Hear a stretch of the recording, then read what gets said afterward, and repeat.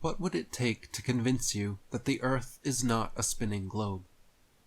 Do you think you could ever be convinced otherwise? Or are you so confident in this cosmology that nothing could change your mind?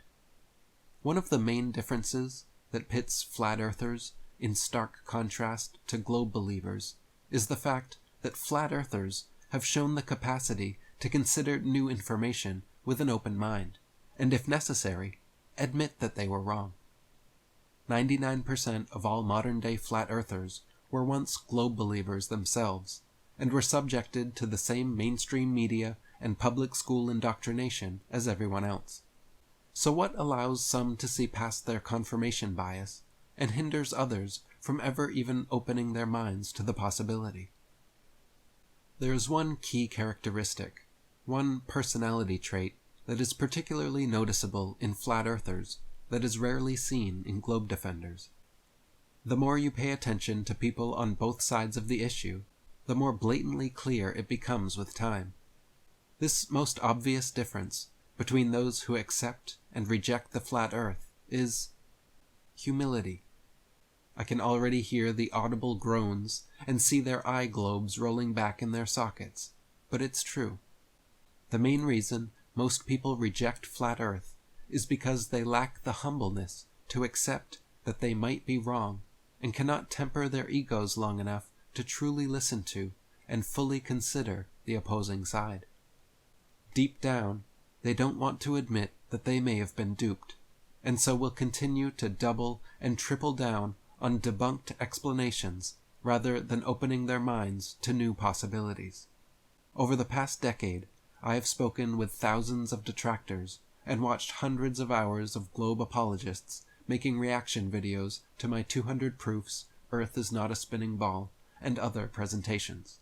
And the main behavior on display, consistently, without fail, is a smug, snarky, sarcastic, superior, holier-than-thou, arrogant attitude. Globe apologists tend to be so sure of their position that they rarely allow an entire sentence to be spoken before interrupting to regurgitate the explanations taught in their third-grade science textbooks. The irony is that myself and other flat earthers are well aware of these explanations and can recite them too. The difference is that we are skeptical and open-minded enough to carefully consider alternative explanations before immediately jumping to such foregone conclusions. Think back to when you were a child first learning all of this. What did it actually take for you to believe in it back then? If you are truly honest with yourself, you first believed it because you were a young child, too naive to know any better, and your parents, teachers, and every other adult around you accepted it as fact. In other words, our initial acceptance of heliocentric cosmology is more the result of argument from authority than from actual sound reasoning. Granted, we are given a few supposed proofs of the globe and told that flat Earth was a mistaken belief of our ignorant ancestors. But the main method of indoctrination is through simple omission. Students are only ever educated about one perspective, one possibility, and told it is the gospel truth. Through centuries of censorship, a wealth of information available on geocentrism and the flat Earth has been systematically silenced and hidden from academia. Myself and other modern flat earthers, with the help of the internet, have recently brought dozens of incredible books long out of print back into the hands of young minds. The fact of the matter is that if students were given equal school time to study geocentric material as they are heliocentric, the globe would quickly lose its popularity and no longer enjoy its reign as an uncontested consensus cosmology. I have personally been diligently studying geocentrism and the flat Earth for nearly 15 years now. I have read over 100 books and thousands of old newspaper and magazine articles on the subject. I have performed my own experiments and demonstrations to learn from personal experience, and have spoken to thousands of people from all walks of life on the matter. Meanwhile, how many globe believers can say the same? How many of these adamant globe defenders have actually read an entire flat Earth book? How many have read 10? They will usually claim to have done their due diligence in researching flat Earth before rejecting it, but the reality is that none of them have really delved deep or done so with an open mind. You must approach the subject without any bias or preconceived notions, and with the fresh eyes of a child, just like when you first learned the heliocentric globe model. It isn't easy to overcome a lifetime of propaganda. You must honestly humble yourself to the possibility that you have been fooled, and everything you were taught was a lie.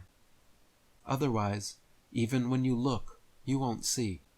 When you listen, you won't hear. When you read, you won't comprehend.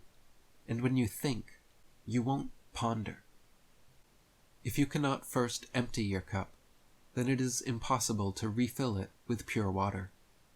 If you cannot first unlearn what you were originally taught, then it is impossible to learn anything new contrary to it. If you cannot first clear your mind of heliocentric indoctrination, you will lack the discernment necessary to recognize the geocentric truth. You have been systematically fed a complex web of lies designed to make you reject your own common sense and lived experience of the world.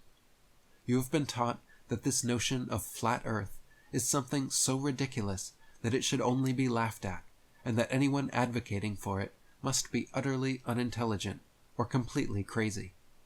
So your immediate and confident rejection of the notion is no different than your leg extending when hit with a reflex hammer.